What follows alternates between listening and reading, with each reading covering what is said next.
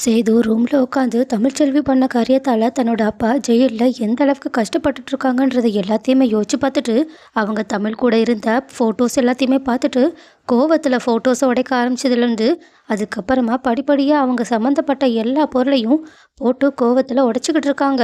அப்போது இந்த சவுண்டை கேட்டுட்டு அப்பத்தாவும் கருப்புக்கிட்ட சொல்லி என்ன விஷயம்னு பார்க்க சொல்லி சொல்ல கருப்பு அங்கே போய் பார்த்து எப்படியோ சேதுவை சமாதானப்படுத்தி அங்கேருந்து கூட்டிகிட்டு வந்துடுறாங்க. ஆனால் இந்த பக்கம் ஈஸ்வரிக்கோ அந்த சத்தத்தை வச்சே சேது என்ன பண்ணுறாங்கன்னு நல்லா புரிஞ்சிருச்சு. அதனால் அவங்க செம்ம ஹாப்பியாக இருக்க இந்த பக்கம் அப்பத்தாவும் விஷயத்தை கேள்விப்பட்டு ரொம்பவே வருத்தப்படுறாங்க.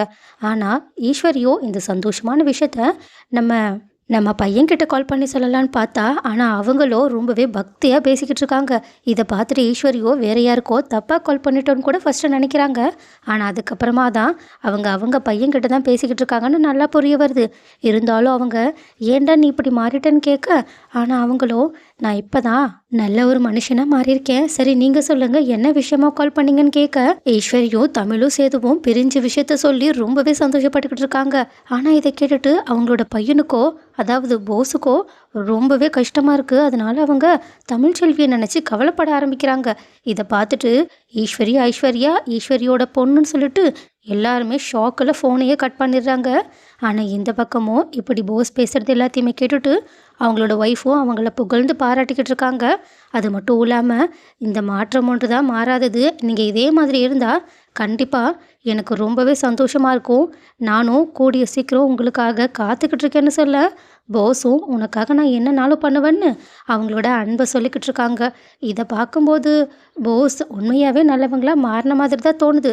இருந்தாலும் அவங்க ஒய்ஃப் முன்னாடி நல்லவங்களா இருக்கணுன்றதுக்காக நாடகம் போடுறாங்களோன்னு கூட நமக்கே டவுட் வருது. ஏன்னா அந்த அளவுக்கு அவங்க ரொம்பவே அழகாக பேசிக்கிட்டு இருக்காங்க.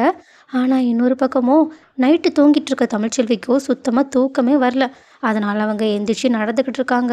அப்போ கரெக்டாக அவங்களோட மனசாட்சி அவங்கக்கிட்ட வந்து உனக்கு இப்போதைக்கு படிப்பு தான் முக்கியம், நீ இவ்வளோ பிரச்சனை நடந்ததில் ஒரு தடவை கூட உன்னோட படிப்பை பற்றி யோசிக்கவே இல்லைல்ல, இங்கே பாரு, நீ உன்னோட குழந்தைய காப்பாற்றணுன்னா உன்னோட தன்மானத்தை காப்பாற்றணுன்னா உனக்கு படிப்பு மட்டும்தான் முக்கியம்னு சொல்ல இதை கேட்டுட்டு தமிழும் ஆமாம்ல, நம்ம எதுக்காக மற்றதை பற்றி நினைக்கணும், முதல்ல நம்ம படித்து நல்ல பெரிய டாக்டர் ஆகணும்னு நைட்டு 2 மணியாக இருந்தாலும் உட்காந்து மாங்கன்னு படிச்சுக்கிட்டு இருக்காங்க.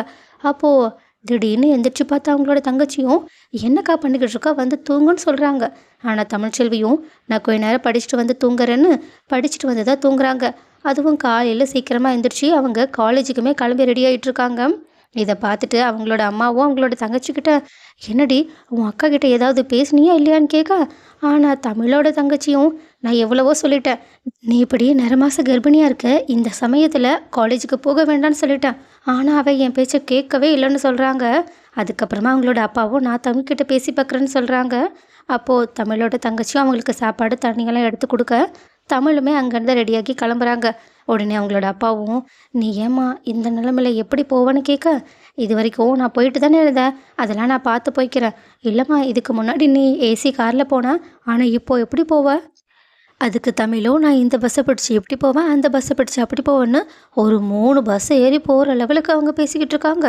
இதை பார்த்துட்டு தமிழோட அம்மாவும் ஏண்டி நீ போகும்போது இப்படி போவேன்னு சொல்கிறத கேட்டு எனக்கு தலையே சுற்றுது, மலப்பாக இருக்குது, ஆனால் நீ எப்படி போவேன்னு கேட்க, அதுக்கு தமிழும் இதுக்கு முன்னாடி நான் தான் போயிருக்கேன்ல, நான் பார்த்துக்கிறேன் அப்படின்னு சொல்ல அதுக்கு அவங்களோட அப்பாவும் சரி வாமா நான் உன் கூட வரேன்னு கேட்குறாங்க.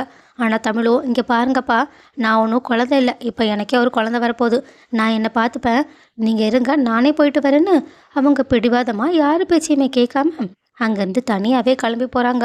ஆனால் போகும்போது தமிழுக்கு உண்மையாகவே ரொம்பவே கஷ்டமாக தான் இருக்குது. ஏன்னா ஆட்டோவில் கூட்ட நெரிசலில் ஏறி இறங்கும்போது அவங்களுக்கு வயிறெல்லாம் இடிக்கிற அளவுக்கு இருக்குது. அதே மாதிரி பஸ்லேயும் ஏறி இறங்கும்போது அவங்களுக்கு ரொம்பவே கஷ்டமாக இருக்குது. முக்கியமாக அந்த வெயிலை பற்றி சொல்லவே தேவையில்லை, வெயிலில் ரொம்பவே அவங்க கஷ்டப்பட்டுக்கிட்டு இருக்காங்க. ஆனால் இருந்தாலும் ஒரு வழியாக அவங்க காலேஜுக்குமே போய் சேர்ந்துடுறாங்க. போனதுக்கப்புறமா அவங்களுக்கு ரொம்பவே டயர்டாக தான் இருக்குது. பட் இருந்தாலும் அவங்களோட கிளாஸை நல்லபடியாகவே கவனிச்சிக்கிட்டு இருக்காங்க. ஏன் கொஞ்சம் நேரம் கழித்து அவங்களுக்கு லைட்டாக தலை சுற்றுற அளவுக்கு போகுது. இதை பார்த்துட்டு அவங்களோட மேம் கூட அவங்களுக்கு என்னாச்சு ஏதாச்சுன்னு பார்க்குறாங்க. ஆனால் கிளாஸில் இருக்க ஃப்ரெண்ட்ஸோ அவங்களால தான் இப்படி ஜெனியோட வாழ்க்கை நாசமாயிடுச்சுன்னு சொல்லிட்டு நியூஸில் பார்த்த விஷயத்த வச்சு தமிழை வெறுக்க தான் ஆரம்பிக்கிறாங்க.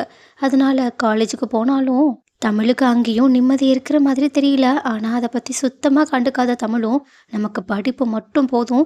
வேற யாரு என்ன நெனச்சாலும் நமக்கு அத பத்தி துளி கூட கவலை இருக்கக்கூடாதுன்னு சொல்லிட்டு, அவங்க முழுசா தனக்கு கிடைக்கிற எல்லா நேரத்துலயும் காலேஜ்ல கூட உட்காந்து படிச்சுக்கிட்டு இருக்காங்க.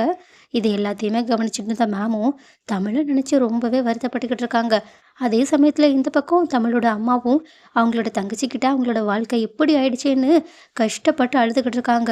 அது மட்டும் இல்லாம, இது எல்லாத்துக்கும் காரணம் இந்த மனுஷன் தான் சொல்லிட்டு, தமிழோட அப்பாவ கோவத்துல திட்டிக்கிட்டு இருக்க, அதுக்கு அவங்களும், "நான் எல்லாத்தையும் தமிழ் செஞ்சு தான் செஞ்சேன். இத செஞ்சா சம்மந்தி சந்தோஷப்படுவாங்கன்னு நெனச்சேன். ஆனா இப்படியெல்லாம் நடக்கும்னு எனக்கே தெரியல. இந்த பிரச்சனைய நானே தீர்த்து வைக்கிறேன். நானே தமிழுக்காக அந்த வீட்ல போய் பேசுறேன்னு" சொல்ல, உடனே அவங்களோட அம்மாவும், "பேசாம தமிழ் வந்ததுக்கு அப்புறமா நீங்க 2 பேரும் போயிட்டு வாங்களேன்னு" சொல்றாங்க. ஆனா அவங்களோட அப்பாவும், "கண்டிப்பா தமிழ் இதுக்கு ஒத்துக்க மாட்டா. ஏன் நான் போறதையே அவகிட்ட சொல்லாதன்னு" அவங்க தமிழுக்கே தெரியாம அவங்க சேதுவ பார்க்கறதுக்காக அவங்களோட வீட்டுக்கு போறாங்க. பட் நமக்கு தெரியும், அங்க அவங்க அவமானப்படுத்தப்பட போறாங்க. அதே சமயம் இந்த கோவத்துல இன்னுமே தமிழ் இன்னும் வெறிகொண்டு படிக்க போறாங்க. அண்ட் இந்த பக்கம் சேது வேற ஏதாவது ஒரு அடியாள் கிடைச்சா கூட போதும். அது மூலியமா உண்மைய எல்லாத்தையுமே கறந்தரலான்னு ரொம்ப பெரிய முயற்சிய பண்ணிக்கிட்டு இருக்காங்க. பட் சேதுவுக்கு கண்டிப்பா ஒரு நாள் இல்லைன்னா ஒரு நாள் அவங்க பண்ற முயற்சி மூலியமாவோ, இல்லைன்னா ஏதாவது ஒரு காரணத்திலயோ தமிழ் மேல எந்த தப்பும் இல்ல. எல்லா தப்பையும் பண்ணது வேற யாரோ, அப்படி இல்லைன்னா ஈஸ்வரின்ற உண்மை தெரிய வரும். பட் அந்த உண்மை தெரிய வந்ததுக்கு அப்புறமா, இவ்ளோ நாளா எவ்ளோ முட்டாளா இருந்திருக்கோன்றத சேது கூடிய சீக்கிரம் புரிஞ்சுப்பாங்கன்னு யாரெல்லாம் நினைக்கிறீங்க?